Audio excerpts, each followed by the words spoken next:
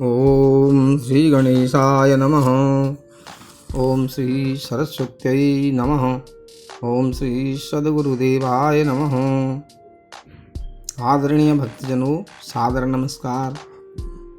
कल हमने गरुड़ महापुराण के आचार कांड में आप लोगों को 45वें अध्याय में विभिन्न प्रकार की शालिग्राम शिलाओं के लक्षण, उनके बारे में आपको श्रवण करवाया था। आज हम आपको इस गरुड़ महापुराण के आचार कांड में 46वें अध्याय में वास्तुमंडल का पूजन किस प्रकार से किया जाता है, उसकी पूजा विधि आपको श्रवण करवाएंगे। नारायणं नमस्कृत्य नरं चैव नरोत्तमं देवीं सरस्वतीं व्यासं ततो जयमुदीरयेत्। नारायणाय नमः, विष्णवे नमः, हरि ओम। तो भगवान रुद्र के द्वारा पूछे जाने पर भगवान विष्णु वास्तुमंडल पूजन की विधि भगवान रुद्र को बता रहे हैं, किस प्रकार से वास्तुमंडल का पूजन करना चाहिए। श्री हरि ने कहा, गृह निर्माण, घर के निर्माण करने के प्रारंभ में जिसके करने से समस्त विघ्न नष्ट हो जाते हैं, संक्षेप में उस वास्तु पूजा की विधि में कहता हूँ। यह पूजा ईशान कोण से प्रारंभ होकर 81 पद वाले मंडप के अंतर्गत पूर्ण की जाती है। वास्तुमंडल पूजन इसको कहते हैं। 81 कुष्ठ वाली वेदी, वास्तु वेदी बनाई जाती है, उसमें वास्तु का पूजन किया जाता है। इस मंडल के ईशान कोण में वासुदेव का मस्तक होता है। नैऋत्य कोण में उनके दोनों पैर, पाद तथा अग्नि कोण और वायु कोण में दोनों हाथ होते हैं। आवास अर्थात भवन, गृह आदि घर बनाना हो, भवन निर्माण करना हो, कोई बिल्डिंग बनानी हो, कुछ भी कोई नया निर्माण करना हो, तो उसमें भवन, गृह आदि, नगर, ग्राम, व्यापारिक संस्थान, पथ, रास्ता, प्रासाद, उद्यान, दुर्ग, किला, देवालय तथा मठ आदि के जो भी निर्माण करना हो, उसमें वासुदेव का पूजन स्थापना पूर्वक उसमें भगवान वासुदेव का पूजन करना चाहिए। 22 देवता बाह्य भाग में तथा 13 देवता अंतः भाग में अवस्थित रहते हैं तथा ईश, शिखी, पर्जन्य, जयंत, कुलिसायुध, सूर्य, सत्य, भृगु, आकाश, वायु, पूषा, वितथ, ग्रह क्षेत्र, यम, गंधर्व, भृगुराज, मृग, पितृगण, दैवारिक, सुग्रीव, पुष्पदंत, गणाधिप, असुर, शेष, पाप, रोग, अहिमुख, भल्लाट, सोम, सर्प, अदिति तथा दिति ये वास्तुमंडल के बाह्य देवता हैं। इन बाह्य देवों का पूजन करके बुद्धिमान व्यक्ति को चाहिए कि वह ईशानादि चारों कोणों पर, ईशान कोण से लेके ईशान कोण, अग्नि कोण, नैऋत्य कोण, वायव्य कोण में जल, आप बोलते हैं जल को, अग्नि कोण में जल अग्नि कोण में सावित्री, नैऋत्य कोण में जय और वायु कोण में रुद्रदेव की पूजा करें। जल और रुद्रदेव की पूजा वायु कोण में इस प्रकार से क्रम से करें। 9 पद परिणाम के मध्य में ब्रह्मा की पूजा करनी चाहिए और उनके समीप ही अन्य 8 देवताओं का भी पूजन करें। पूर्वादि क्रम से उन पूजनीय देवों के नाम इस प्रकार हैं: अर्यमा, सविता, विवस्वान, विबुधाधिप, मित्र, राजयक्षमा, पृथ्वीधर और अपवत्स। ये 8 देव हैं जो ब्रह्मा के चारों ओर मंडलाकार स्थित में विद्यमान रहते हैं। दुर्ग निर्माण में ईशान कोण से नैऋत्य कोण पर्यंत सूत्र द्वारा किया गया रेखांकन वंश कहा जाता है और अग्नि कोण से जब वायु कोण पर्यंत दूसरी रेखा खींची जाती है तो वह वंश रेखा दुर्धर रेखा कहलाती है। वंश रेखा पर ईशान कोण में अदिति, दुर्धर योग, बिंदु पर हिमवंत नैऋत्य कोण अर्थात वास्तुमंडल के अंतिम नैऋत्य बिंदु पर जयंत के पूजा का विधान है। तत्पश्चात दुर्धर रेखा के प्रारंभ में अग्निकोण पर नायिका तथा अंतिम छोर वायु कोण पर कालिका देवी की पूजा करनी चाहिए। तदनंतर उसके बाद में शुक्र अर्थात रुद्र इंद्र से लेकर गंधर्व पर्यंत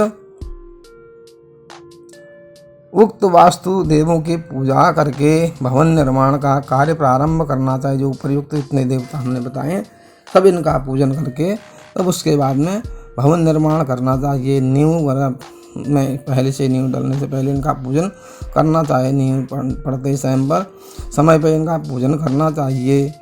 वास्तु भवन के सम्मुख भाग में देवालय, अग्निकोण में पाकशाला। वास्तु भवन के सम्मुख जो है सबसे प्रथम भाग में ईशान कोण में या पूर्व भाग के मध्य में देवालय बनाना चाहिए। अग्निकोण में पाकशाला, पूर्व दिशा में यज्ञ मंडप, ईशान कोण में काष्ठ या प्रस्तर से बनी पट्टिकाओं से घिरा हुआ सुगंधित पदार्थों तथा पुष्पों को रखने का स्थान, उत्तर दिशा में भांडा बर्तन रखने का स्थान, वायु कोण में गौशाला, पश्चिम दिशा में खिड़की तथा जलाशय, नैऋत्य कोण में समिधा, कुश, ईंधन तथा अस्त्र शस्त्र का कक्ष, दक्षिण दिशा में सुंदर शैया, आसन, पादुका, जल, अग्नि, दीप और सज्जन भृत्यों से युक्त अतिथि गृह का निर्माण करना चाहिए। ग्रह के बीच समस्त रिक्त भाग में कूप, जल संचित कदली ग्रह और 5 प्रकार के पुष्प पादपों को सुनियोजित करें। भवन के बाह्य भाग में चारों ओर 5 हाथ ऊंची दीवार बनाकर वन और उपवन से आच्छादित भगवान विष्णु का मंदिर बनाना चाहिए। इस मंदिर के निर्माण के प्रारंभ में 64 पद का वास्तुमंडल बनाकर वास्तुदेव की विधिवत पूजा करें। उक्त रीति के अनुसार वास्तुमंडल के मध्य भाग में 4 पद के मंडलांतर्गत बाह्य ब्रह्मा तथा उनके समीपस्थ प्रत्येक 2 पद पर अर्यमादि 8 देवों की पूजा करनी चाहिए। तदनंतर कर्ण भाग पर कार्तिकेय आदि का पूजन करके दोनों ओर पार्श्व बिंदुओं पर 2-2 पदों की दूरी से स्थित अन्य पार्श्व देवों का पूजन करें। तत्पश्चात वास्तुमंडल के ईशानादि कोणों पर क्रमशः चरकी, बिदारी, पूतना, पाप राक्षसी नामक देव शक्तियों की पूजा करनी चाहिए। उसके बाद में बाहर के भाग में हेतुक आदि देवों का पूजन करें। उनके नाम हेतुक, त्रिपुरांतक, अग्नि, बेताल, यम, अग्निजिह्वा, कालक, कराल और एक पाद हैं। उनकी पूजा करने के पश्चात ईशान कोण में भीम रूप, पाताल में प्रेतनायक, आकाश में गंधमाली तथा उसके बाद क्षेत्रपाल देवों की पूजा करनी चाहिए। यथासाध्य वास्तु संकुचित या विस्तृत क्षेत्रफल की राशि को वस्तुओं की संख्या अर्थात 8 से पहले भाग दें। उसके बचे हुए शेष भाग को यम मानें। पुनः उक्त वास्तु राशिका को 8 से गुणा करें। जो गुणनफल हो उसको ऋभ भाग अर्थात 27 से भाग दें। जो शेष हो उसे ऋक्ष या नक्षत्र राशि कहते हैं और जो भागफल है वह अव्यय कहलाता है।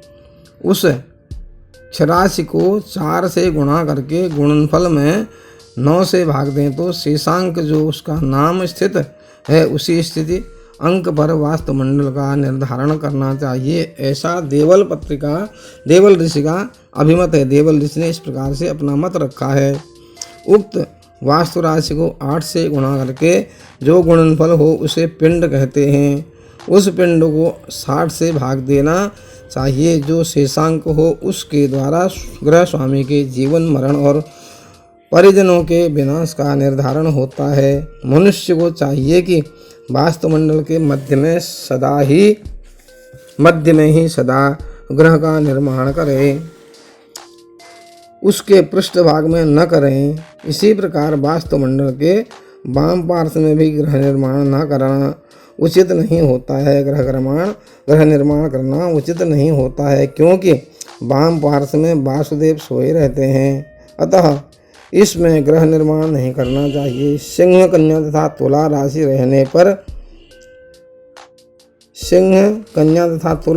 रहने पर उत्तर दिशा के द्वार का शोधन करें, और उसी प्रकार वृश्चिक आदि अन्य राशियों के रहने पर पूर्व, दक्षिण तथा पश्चिम द्वार का शोधन करना चाहिए, क्योंकि भाद्रपद, आश्विन तथा कार्तिक मास में पूर्व दिशा में मस्तक, उत्तर दिशा में पृष्ठ, दक्षिण दिशा में क्रोध और पश्चिम दिशा में चरण फैलाकर वास्तुनाग सोए रहते हैं।